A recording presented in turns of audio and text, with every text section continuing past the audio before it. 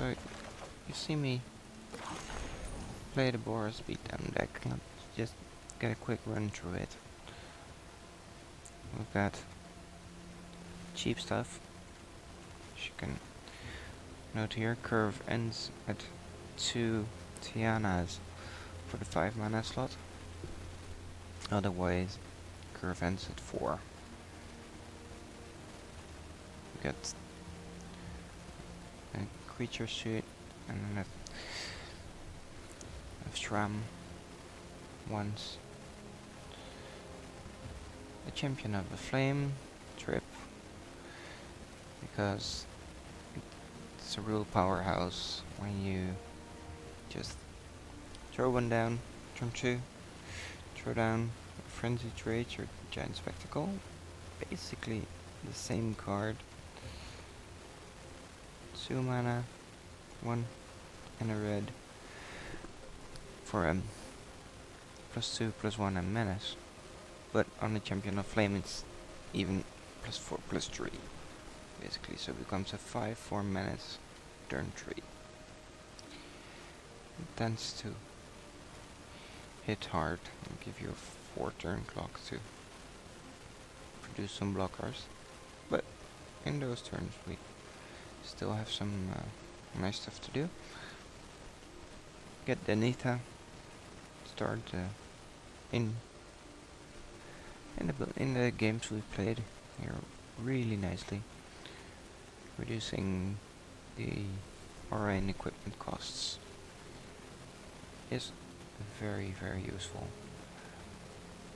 A one-off bird to keep swarming decks at bay, because if they manage to get a swarm out and keep the swarm out, then you can have a 5/4 menace, but it's just gonna get jump blocked all day long.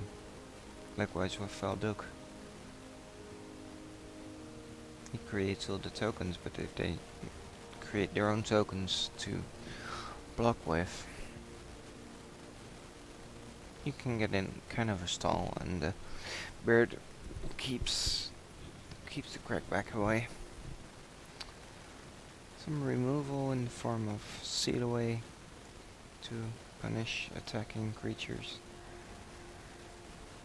and you get a Cast Out to deal with any non-land permanent that needs dealing with. Like in the last game we saw the Bolas, which really needed to get out of the way. A Divine Verdict to add with the Seal Aways, and a Settle the Wreckage for when the token swarm does come in. Yeah, they get a bunch of lands, but they lose their army.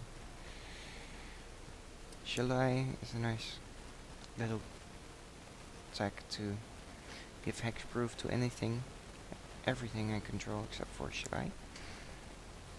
Really helps in protecting the enchanted creatures and letting them come through.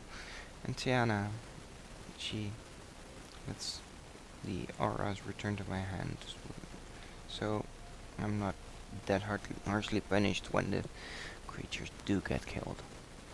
12 plains, 12 mountains, easy, fast mana base. Not a bunch of fancy talking about that.